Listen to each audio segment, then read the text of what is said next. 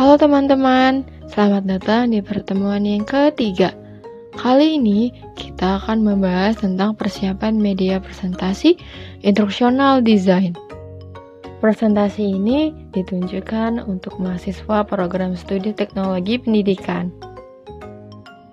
Tujuan pembelajaran pada presentasi ini yaitu mahasiswa mampu menerapkan prinsip desain instruksional dalam pengembangan media atau presentasi secara efektif. Untuk daftar isinya, yang pertama ada attention, yang kedua concept learning, yang ketiga perception, yang keempat ada attitude change, dan yang terakhir ada memory. Untuk yang pertama, kita masuk ke instructional design attention. Pernah nggak kalian lagi presentasi, tapi audiens malah sibuk sendiri atau main HP? Menurut kalian, kenapa perhatian mereka bisa hilang? Jawabannya, karena penyampaian materi kurang menarik atau monoton, sehingga tidak mampu mempertahankan perhatian audiens untuk tetap fokus pada presentasi. Yuk pahami ini. Yang pertama, attention. Jadi aspek yang sangat penting dalam desain pembelajaran karena menentukan apakah audiens akan fokus atau tidak terhadap materi yang disampaikan. Perhatian dapat dibangun melalui stimulus yang menarik seperti visual yang kontras, pertanyaan pematik, singkat cerita, maupun variasi intonasi suara. Umumnya, penggunaan strategi seperti perubahan aktivitas, interaksi dengan audiens, dan penggunaan media visual sangat diperlukan agar audiens tetap fokus pada presentasi. Selanjutnya, kita akan membahas tentang instructional design concept learning. Pernah nggak kalian merasa sudah belajar sesuatu materi, tetapi tetap nggak ngerti inti konsepnya? Itu terjadi karena materi hanya disampaikan secara hafalan tanpa penjelasan yang sistematis dan contoh yang jelas, sehingga audiens kesulitan memahami konsep secara utuh. Yuk pahami ini. Yang kedua, pada materi kita yaitu concept learning, berfokus pada bagaimana audiens memahami sesuatu konsep secara utuh, bukan sekedar penghafal informasi. Dalam desain pembelajaran, konsep harus disajikan secara sistematis, dimulai dari hal sederhana ke kompleks, disertai contoh konkret dan ilustrasi yang relevan.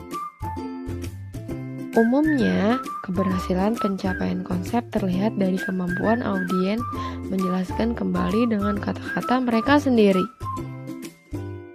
Selanjutnya, kita masuk ke instructional design perception. Pernahkah kalian merasa kalau kalian lihat slide yang penuh tulisan kecil dan warna terlalu banyak, apa yang kalian rasakan? Jawabannya, cenderung merasa bingung dan tidak nyaman, sehingga sulit fokus dan memahami isi materi yang disampaikan. Yuk pahami ini. Yang ketiga pada materi kita yaitu perception, berkaitan dengan bagaimana audiens menangkap dan menafsirkan informasi yang disajikan. Dalam desain media, persepsi sangat dipengaruhi oleh elemen visual seperti warna, ukuran teks, kontras, tata letak, dan kejelasan informasi. Jika desain tidak tepat, audiens bisa salah memahami atau bahkan kehilangan fokus. Umumnya, prinsip kesederhanaan, konsistensi, dan keterbacaan atau legibility menjadi kunci dalam mendesain media pembelajaran yang efektif. Selanjutnya, kita masuk ke instructional design attitude change. Pernahkah kalian merasa berubah pikiran setelah melihat satu presentasi atau video?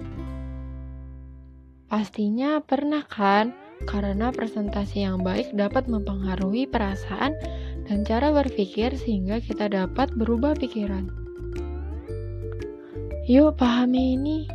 Attitude change berkaitan dengan upaya mengubah atau mempengaruhi sikap, minat, atau pandangan audiens terhadap suatu topik. Dalam pembelajaran dapat dicapai melalui pendekatan persuasif, penggunaan data yang kuat, contoh nyata, serta penyampaian yang menyentuh aspek emosional. Umumnya, presentasi yang baik tidak hanya menyampaikan informasi, tetapi juga mampu membangun keyakinan dan mendorong audiens untuk berpikir atau bertindak berbeda. Selanjutnya, kita masuk ke instructional design memory. Kenapa ya ada materi yang mudah banget diingat, tetapi juga ada yang langsung lupa? Karena ada di penyampaiannya yang berbeda, menarik dan interaktif, lebih mudah diingat dibandingkan yang monoton. Yuk pahami ini.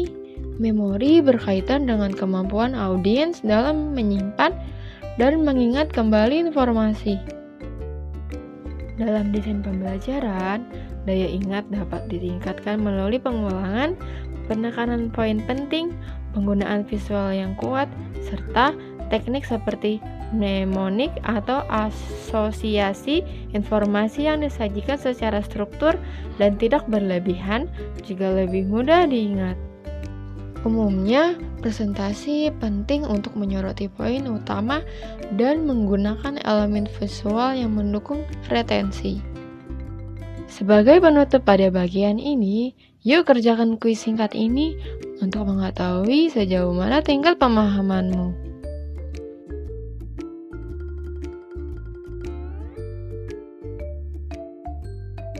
Demikian materi dalam video ini. Semoga materi yang sudah disampaikan dapat menambah pemahaman untuk kalian semua. Terima kasih atas partisipasinya. Sampai jumpa di materi berikutnya.